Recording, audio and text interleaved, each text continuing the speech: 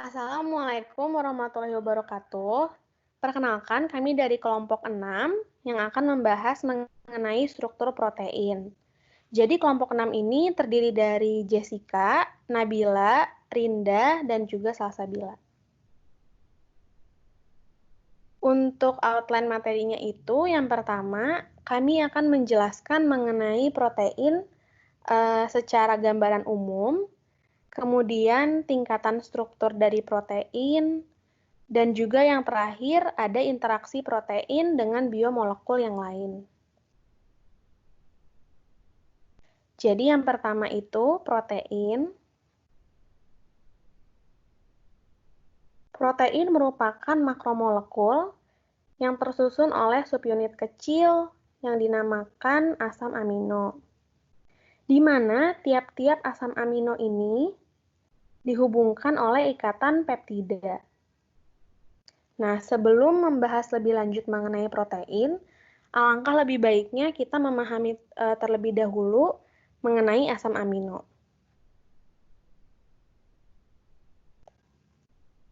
Jadi, asam amino atau asam alfa aminokarboksilat merupakan molekul sederhana yang memiliki atom C sebagai atom pusatnya. Nah, biasanya itu C ini disebut C alfa, makanya nama lainnya itu asam alfa. C berikatan dengan yang pertama ada atom H, kemudian gugus amina, dan juga ada gugus karboksil. Gugus karboksil ini yang menyebabkan asam amino dikatakan asam, karena gugus karboksil menyumbangkan proton sehingga disebut dan juga bersifat asam. Lalu ada rantai samping. Nah, rantai samping inilah yang memberikan identitas ataupun karakteristik terhadap tiap-tiap amino. Nah, maka dari itu asam amino ada yang bersifat polar, nonpolar, asam, ataupun basa. Nah, karena jenisnya yang banyak ini, asam amino jumlahnya ada ratusan. Namun, asam amino yang dapat berikatan untuk membentuk protein hanyalah 20 jenis. Nah, ini ke-20 jenisnya. Jadi asam amino ini bisa ditulis dengan inisial, 3 huruf awal, ataupun nama lengkapnya. Lalu sekarang masuk ke sifat protein. Jadi sifat protein ini dibagi menjadi 2, ada sifat fisika dan juga ada sifat kimia. Untuk sifat fisika, yang pertama itu protein tidak berwarna dan hambar, berarti tidak juga memiliki rasa. Kemudian protein berat molekulnya itu berkisar antara 10 hingga 150 kilodalton. Sedangkan asam amino 110 dalton. Protein ini homogen dan juga variasi dalam berbagai bentuk. Lalu protein juga amfoter atau dapat bertindak sebagai asam dan juga alkali. Protein yang amfoter di alam dapat membentuk garam dengan kedua kation dan anionnya. Dan yang terakhir ada kelarutan. Protein ini kelarutannya bergantung pada pH. Kelarutan terendah ada pada titik isoelektrik, kemudian meningkat dengan bertambahnya keasaman. Semua protein tidak larut dalam pelarut organik. Lalu ada sifat kimianya. Jadi yang pertama itu protein membentuk Zwitter ion karena ionisasi. Nah, jadi dari yang struktur tadi itu untuk gugus aminanya akan berubah menjadi NH3+ dan juga gugus karboksilnya itu akan berubah menjadi COO-. Itu salah satu contoh Zwitter ion atau ion yang bermuatan ganda atau kembar. Kemudian ada denaturasi protein. Jadi protein akan kehilangan struktur asalnya karena pengaruh eksternal. Biasanya itu yang mengalami ini ada di struktur tersier dan juga kuartaner. Hal ini terjadi karena ikatan hidrogen dan juga jembatan garam terganggu oleh panas, alkohol, dan yang lainnya. Untuk renaturasi protein, jadi ini itu merupakan panas atau bahan kimiawi sehingga protein kembali ke bentuk fungsionalnya. Jika agen pendenaturasi seperti pH, konsentrasi garam, suhu diubah ataupun dihilangkan. Lalu sifat yang keempat ada hidrolisis protein. Jadi ketika dihidrolisis oleh HCl, asam encer ini akan terbentuk hidroklorida. Dan juga yang terakhir itu ada esterifikasi protein, sehingga nantinya protein yang diesterifikasi akan menghasilkan ester.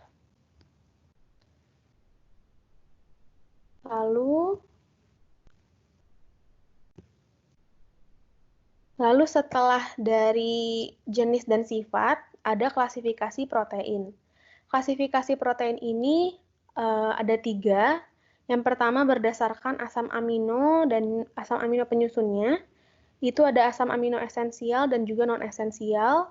Kemudian berdasarkan komponen penyusunnya, ada protein sederhana dan kompleks. Serta yang terakhir berdasarkan kepolarannya. Untuk klasifikasi protein berdasarkan asam amino penyusunnya, yang pertama itu ada asam amino esensial. Atau disebut juga asam amino yang tidak dapat disintesis oleh tubuh. Maka dari itu, untuk mendapatkan asam amino jenis ini diperoleh dari makanan yang kita konsumsi. Ini ada jenis-jenis asam amino yang termasuk ke asam amino esensial, ada 9. Kemudian ada juga yang non-esensial, bedanya itu yang non-esensial dapat disintesis oleh tubuh. Jumlahnya ada 10. Nah, bila dijumlahkan, asam amino ini baru berjumlah 19, berarti kurang 1 dari yang tadi 20. Nah, sebenarnya ada satu lagi, yaitu arginin. Namun, ini tidak termasuk ke yang non-esensial dikarenakan arginin ini hanya mampu diproduksi oleh orang dewasa. Jadi untuk bayi sampai balita tidak dapat mensintesis asam arginin ini. Kemudian klasifikasi protein selanjutnya akan dijelaskan oleh teman saya Rinda. Selanjutnya, saya akan menjelaskan mengenai klasifikasi protein berdasarkan komponen penyusunnya, yang mana dibagi menjadi 2, yaitu protein sederhana dan protein kompleks. Pertama, protein sederhana itu merupakan protein yang apabila dihidrolisa hanya akan menghasilkan asam-asam amino atau derivatnya saja. Protein sederhana dapat diklasifikasikan lagi berdasarkan bentuk dan kelautannya menjadi 2 bagian, yaitu protein globular dan protein fibrosa. Untuk protein fibrosa merupakan protein yang mempunyai rasio aksial, yaitu perbandingan panjang terhadap lebarnya, yang memiliki nilai lebih dari 10. Ciri-cirinya yaitu berbentuk benang atau fibrillar, derajat kristalisasinya tinggi atau hampir tidak membentuk kristal, dan tidak larut dalam pelarut netral atau lautan garam. Selain itu, protein fibrosa juga tahan terhadap sebagian besar enzim.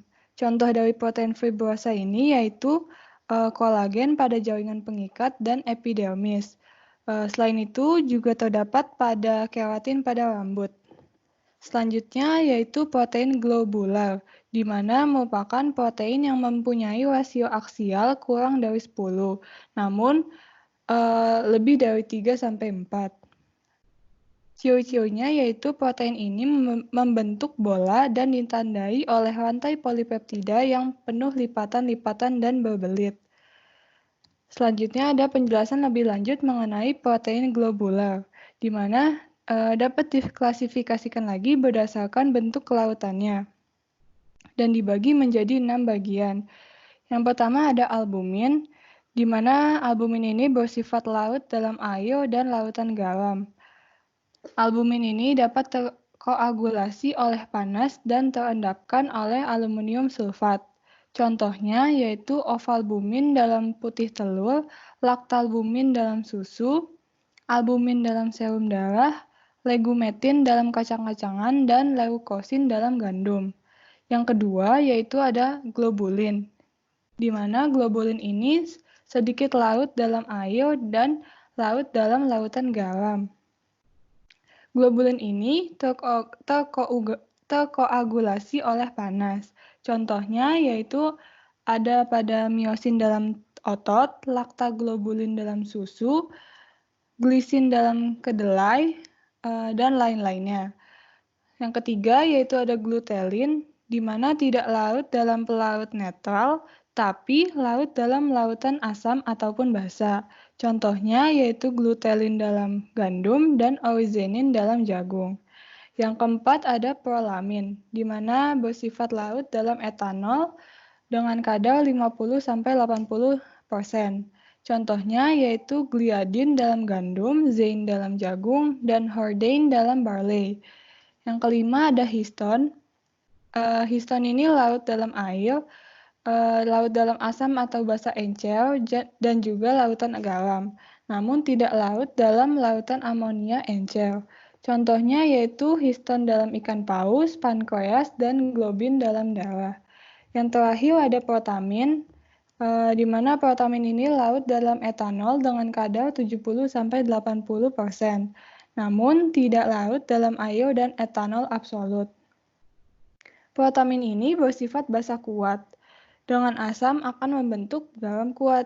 Contohnya yaitu salmin dalam salmon, clupein dalam herring, dan sipirin dalam karper.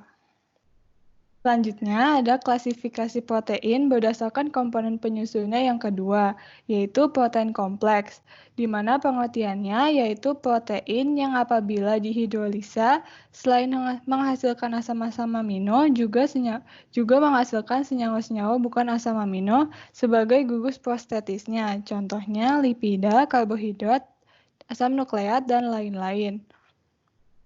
Pemberian nama protein sesuai dengan gugus prostastisnya yang ada dalam protein. Contohnya fosfoprotein, glikoprotein, lipoprotein, kromoprotein, dan nukleoprotein. Berikut ada tabel klasifikasi kelas protein. Selanjutnya, saya akan menjelaskan mengenai penjelasan lebih lanjut tentang protein kompleks. Jadi ada fosfoprotein di mana mempunyai gugus prostetis berupa asam fosfat yang terkait dengan gugus hidroksil pada serine dan threonine melalui ikatan ester. Contoh dari fosfoprotein ini yaitu kasein dan vitelin dalam kuning telur. Yang kedua ada glikoprotein dan protein polisakarida yang mempunyai gugus prostetis berupa karbohidrat. Glikoprotein mempunyai gugus prostetis oligosakarida, sedangkan protein polisakarida mempunyai gugus prostetis rantai karbohidrat yang mengandung ratusan residu glikosil. Keduanya sebagai komponen struktural utama pada hewan, contohnya dalam jaringan pengikat tendomucin pada tendon dan mucin pada kelenjar mukosa. Selanjutnya ada lipoprotein yang mengandung gugus prostetis berupa lipida, terutama lecitin dan kolesterol. Contohnya yaitu lipoprotein dalam serum darah, kuning telur, dan susu. Selanjutnya yang keempat ada kromoprotein, di mana mengandung gugus prostetis berupa metalloporofirin seperti klorofil atau hemin dalam hemoglobin. Selain itu, termasuk juga enzim-enzim peroksidase, katalase, sitikrom, dan mioglobin pada otot daging. Yang terakhir ada nukleoprotein dengan gugus prostetis asam nukleat yang berikatan dalam bentuk garam dengan protein. Selanjutnya ada klasifikasi protein berdasarkan kepolarannya, yang terbagi menjadi 5 bagian. Bagian pertama yaitu asam amino nonpolar, di mana asam amino nonpolar ini memiliki gugus L-alifatik. Rantai sampingnya itu ada 7, di mana rantai samping alanin, valin leusin, dan isoleusin cenderung berkumpul bersama menstabilkan struktur protein melalui interaksi hidrofobik. Kemudian asam amino nonpolar lainnya yang paling sederhana yaitu glisin, di mana mempunyai satu atom hidrogen sebagai rantai samping. Yang 6 ada meteo 9, di mana salah satu dari dua asam amino yang mengandung belerang memiliki gugus tioetal nonpolar dalam rantai sampingnya. Asam amino nonpolar yang terakhir yaitu prolin, di mana memiliki rantai samping alifatik dengan struktur siklik yang khas. Kelompok amino sekunder, imino, residu prolin ditahan dalam konformasi kaku yang mengurangi fleksibilitas struktural daerah polipeptida yang mengandung prolin. Berikut ada gambar jenis-jenis asam amino nonpolar. Selanjutnya ada asam amino nonpolar di mana memiliki gugus L yang tidak memiliki muatan. Asam amino ini lebih larut dalam air atau bersifat hidroksi dibandingkan dengan asam amino nonpolar yang tadi. Mengapa? Karena mengandung gugus fungsional yang membentuk ikatan hidrogen dengan air. Contoh dari asam amino polar yaitu ada serine, threonine, cysteine, asparagin, dan glutamin. Selanjutnya ada asam amino dengan gugus L aromatik, di mana asam amino ini berikatan nonpolar sehingga bersifat hidrofobik. Jenis dari asam amino ini yaitu fenilanin, tiosin, dan triptofan. Ketiga asam amino ini dapat menyerap sinar ultraviolet pada panjang gelombang 280 nanometer yang digunakan untuk karakterisasi protein.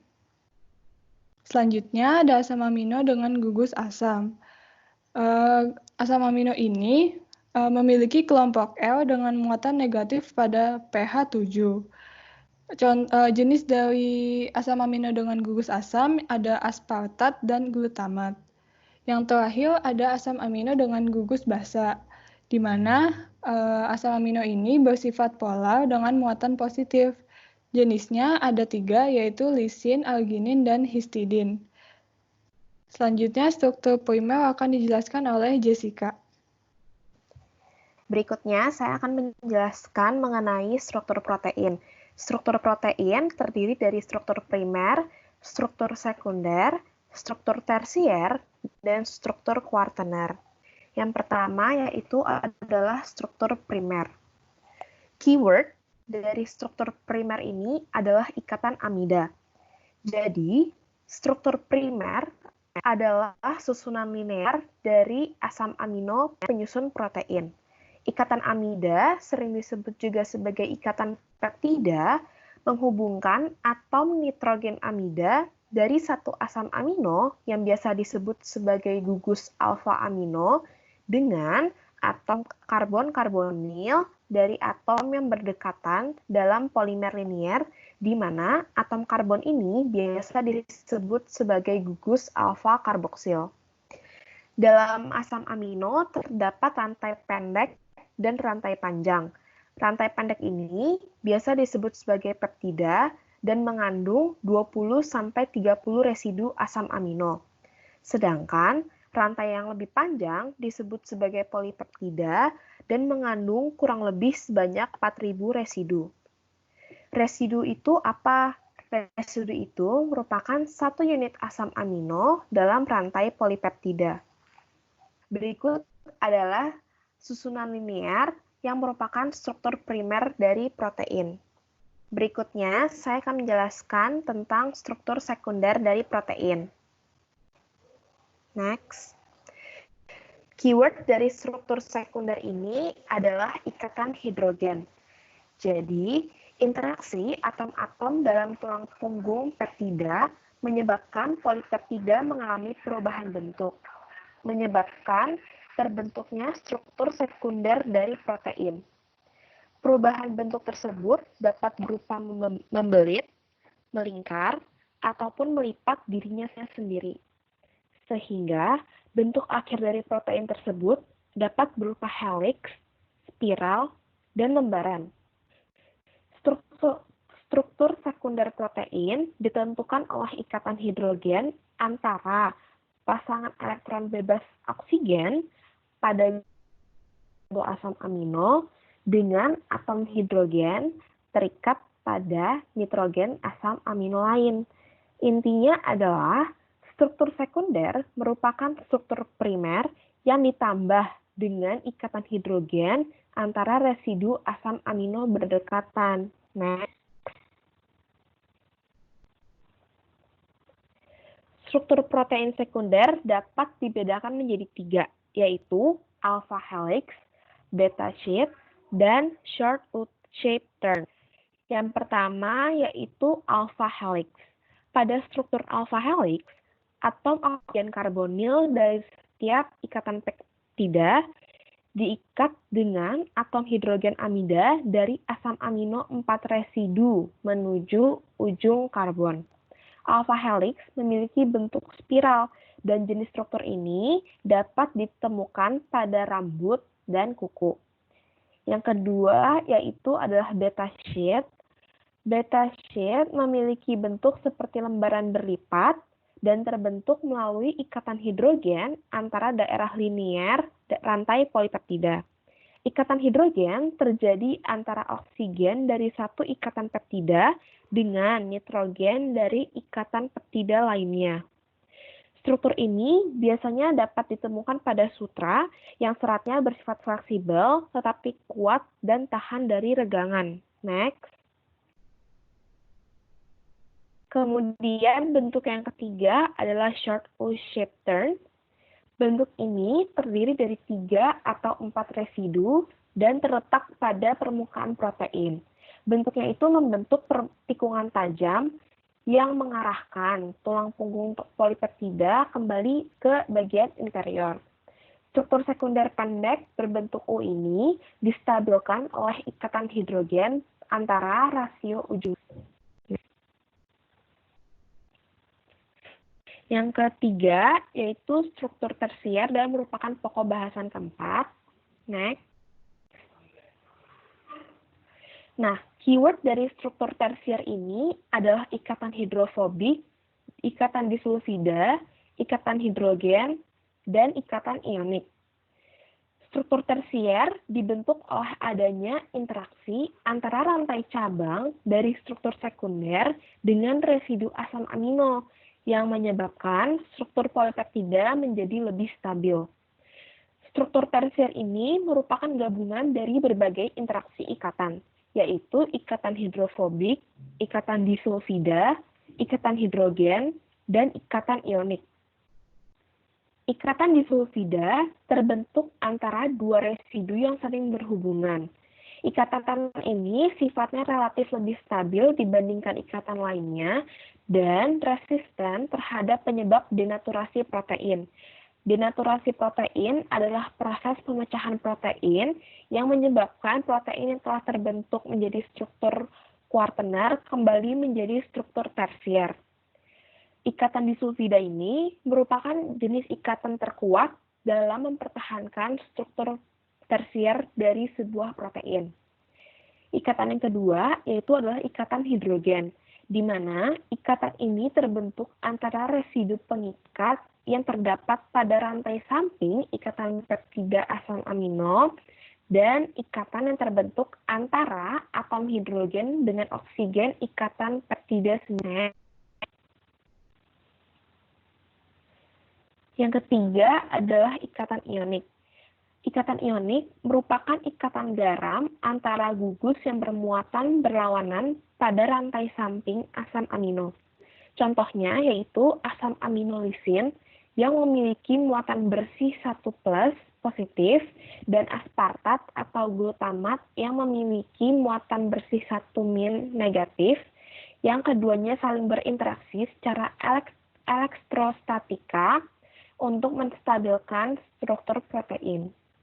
Yang keempat yaitu ikatan hidrofobik yang terjadi antara ikatan-ikatan nonpolar dari molekul-molekul. Protein memiliki bagian yang bersifat hidrofobik dan hidrofilik. Pada bagian hidrofilik, interaksi terjadi dengan air adalah ikatan hidrogen. Sedangkan pada bagian hidrofobik, interaksi yang terjadi adalah interaksi dispersi London. Selama denaturasi protein, proses perubahan bentuk protein dari struktur kuartener menjadi struktur tersier kembali terjadi pemutusan atau pemecahan ikatan beberapa ikatan seperti ikatan hidrogen, ikatan hidrofobik, dan ikatan ionik. Tetapi, ikatan peptida dan ikatan disulfida tetap utuh dan tidak mengalami pemecahan. Next. Berikutnya, struktur keempat yaitu struktur kuartener akan dijelaskan oleh teman saya, Vera. Selanjutnya, untuk tingkatan struktur protein yang paling terakhir, yaitu adalah struktur kuartener. Next. Struktur kuartener merupakan kumpulan subunit rantai polipeptida atau struktur tersier yang membentuk protein besar yang kompleks. Struktur kuartener inilah yang berfungsi di dalam tubuh. Bisa kita lihat di gambar yang sebelah kanan terdapat dua ilustrasi, di mana gambar yang atas merupakan struktur tersier yang tersusun dari struktur sekunder, beta-pleated sheet, dan alpha helix. Sedangkan gambar yang bawah adalah struktur kuartener yang tersusun dari dua buah struktur tersier. Pada struktur kuartener, jumlah rantai polipeptida dapat berkisar 2 sampai lebih dari 12. Rantai polipeptida ini dapat sejenis atau berbeda-beda jenisnya. Pada struktur kuartener, tidak memiliki ikatan kovalen. Berdasarkan bentuk tiga dimensinya, protein dari struktur kuartener ini diklasifikasikan menjadi dua kelompok utama, yaitu protein fibrosa dan protein globular. Next. Untuk protein globular, contohnya yaitu ada mioglobin pada sel otot, di mana protein globular ini bentuknya membulat dan strukturnya lebih kompleks, bersifat larut dalam air, dan jenisnya sangat beragam dan banyak ditemukan dalam tubuh makhluk hidup. Sedangkan untuk protein fibrosa, contohnya yaitu adalah keratin pada rambut.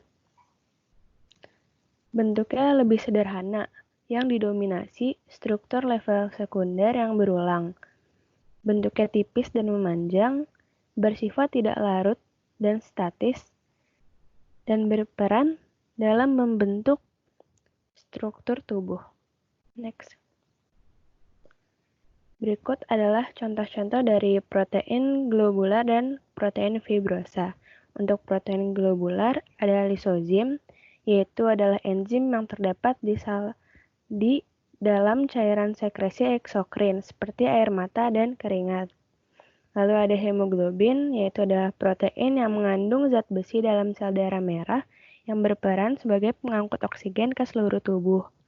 Lalu ada mioglobin, yaitu protein berbentuk bulat yang menyimpan oksigen pada otot jantung dan rangka. Lalu ada juga insulin, yaitu hormon yang dihasilkan oleh pankreas untuk mengolah gula. Sedangkan untuk contoh dari protein fibrosa, yang pertama adalah kolagen yang hanya tersusun dari 3 buah rantai polipeptida yang membentuk alpha helix. Lalu ada keratin yang membentuk struktur bulu, rambut, dan kuku. Lalu ada juga protein penyusun sutra dan jaring laba-laba. Lalu lanjut ke bagian yang selanjutnya, yaitu interaksi protein dengan biomolekul lainnya. Untuk interaksi protein dengan biomolekul lain, terdapat 3. Yang pertama yaitu glikoprotein, yaitu interaksi protein dengan biomolekul glukosa. Bisa dilihat dari gambarnya, yaitu contohnya pada struktur membran sel, di mana bulatan yang merah adalah protein dan bulatan biru yang kecil adalah glukosa. Lalu untuk yang kedua yaitu ada lipoprotein, yaitu interaksi protein dengan biomolekul lipid. Bisa kita lihat dari strukturnya, yaitu pada bulatan yang hijau adalah protein dan bulatan yang oranye di tengah adalah lipid, dan bulatan putih berekor yang melingkar itu juga fosfolipid. Lalu yang ketiga ada nukleoprotein, yaitu interaksi protein dan asam nukleat. Contohnya yaitu pada struktur virion terdapat protein kapsid yang berbentuk segi 6, di mana di tengahnya yaitu terdapat asam nukleat. Kapsid ini berisi dengan asam nukleat DNA atau RNA, disebut sebagai nukleoprotein. Ketiga, bentuk interaksi protein dengan biomolekul lain akan dijelaskan lebih lanjut pada slide selanjutnya. Next. Yang pertama yaitu glikoprotein, yaitu molekul protein yang telah memiliki karbohidrat yang melekat padanya. Glikoprotein dikelompokkan ke dalam dua jenis.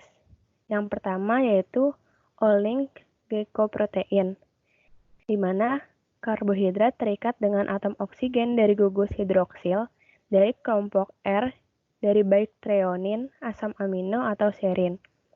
Glikoprotein all-link terikat untuk gula dalam kompleks Golgi. Kelompok yang kedua yaitu adalah N-link glikoprotein, yaitu karbohidrat yang terikat pada nitrogen dari gugus amino dari kelompok R dari asparagin.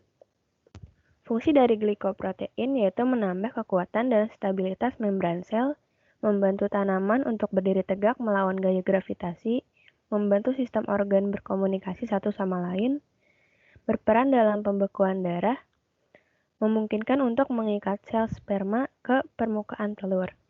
Next.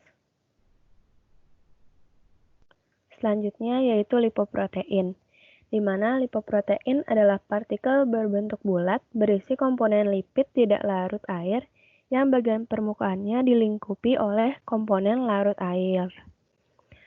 Komposisi dari partikel lipoprotein ini ada trigliserida, kolesterol, fosfolipid, dan protein. Di dalam tubuh terdapat 4 jenis lipoprotein utama, yaitu kilomikron, VLDL, LDL, dan HDL. Di mana fungsi utama dari lipoprotein ini yaitu adalah mentransportasi lipid dalam darah dari proses penyerapan lipid di usus hingga sampai ke organ yang membutuhkan. Gambar di sebelah kanan terdapat komposisi lipoprotein dalam tubuh, di mana bisa kita lihat dari HDL, LDL, VLDL, dan kilomikron, komposisi proteinnya semakin sedikit, dan komposisi trigliseridanya semakin banyak. Di mana HDL, LDL ini singkatan dari high density lipoprotein, dan LDL itu low density lipoprotein, dan VLDL adalah very low density lipoprotein. Di mana VLDL atau very low density lipoprotein dihasilkan di hati. Kemudian di dalam darah, VLDL mendeposit trigliseridanya ke jaringan lemak. Proses inilah yang mengubah VLDL menjadi LDL. Lalu untuk HDL diproduksi juga di dalam hati dan juga pada sel usus selama penyerapan lipid. Next. Lalu yang terakhir ada nukleoprotein, di mana nukleoprotein ini adalah protein yang secara struktural terkait dengan asam nukleat, baik RNA, asam ribonukleat, atau DNA, asam deoksiribonukleat. Contoh yang paling umum dari nukleoprotein ini adalah ribosom, nukleosom, dan nukleokapsid pada virus. Fungsi dari nukleoprotein ini sangat bervariasi. Misalnya, fungsi utama histon adalah pemadatan DNA menjadi nukleosom, sedangkan ribosom berpartisipasi dalam sintesis protein. Gambar yang di sebelah kanan yaitu ada gambar nukleokapsid, nukleosom, dan ribosom. Pada nukleokapsid itu interaksi antara protein kapsid dengan asam nukleat, DNA, atau RNA. Biasanya kalau untuk virus itu RNA umumnya. Lalu ada nukleosom, di mana nukleosom itu interaksi dari protein histon, yaitu bulatan yang kuning, dengan DNA, yaitu untayan yang warna biru. Terus ada ribosom, di mana ribosom interaksi dari asam nukleat dengan RNA-R atau RNA ribosom yang berlangsung pada proses sintesis protein. Next. Nah, lanjut ke kesimpulan dari semua materi yang telah dipaparkan. Yang pertama, protein merupakan makromolekul yang terdiri dari subunit asam amino dan saling dihubungkan oleh ikatan peptida. Protein dapat diidentifikasi menjadi 3 klasifikasi, yaitu berdasarkan asam amino penyusunnya yang terdiri atas asam amino esensial dan non-esensial, berdasarkan komponen penyusunnya yang terdiri atas protein sederhana dan kompleks, di mana protein sederhana dapat diklasifikasikan lagi berdasarkan bentuk dan kelarutannya. Dan berdasarkan kepolarannya, protein terbagi menjadi asam amino polar, non-polar, dengan gugus R aromatik, dengan gugus asam, dan gugus basa.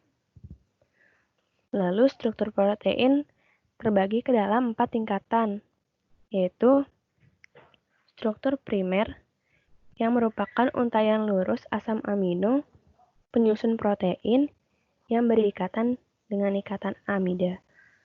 Lalu tingkatan yang kedua yaitu struktur sekunder, yaitu merupakan bentuk lipatan yang diakibatkan dari interaksi ikatan hidrogen antara residu asam amino yang berdekatan.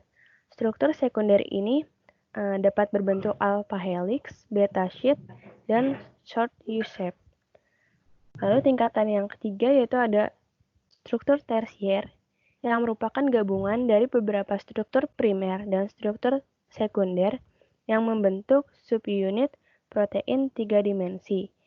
Struktur tersier ini terdapat ikatan hidrofobik, ikatan disulfida, ikatan hidrogen, dan ikatan ionik. Lalu untuk tingkatan protein yang paling terakhir yaitu adalah yang paling kompleks, yaitu struktur kuartener, yang merupakan kumpulan subunit struktur tersier yang membentuk protein besar yang berfungsi dalam tubuh. Kesimpulan yang terakhir yaitu adalah interaksi protein dengan biomolekul lain dapat membentuk glikoprotein, lipoprotein, dan nukleoprotein yang masing-masing memiliki manfaat bagi tubuh makhluk hidup. Next. Berikut adalah daftar pustaka yang kami gunakan. Sekian pemaparan materi dari kelompok 6 mengenai struktur protein. Terima kasih.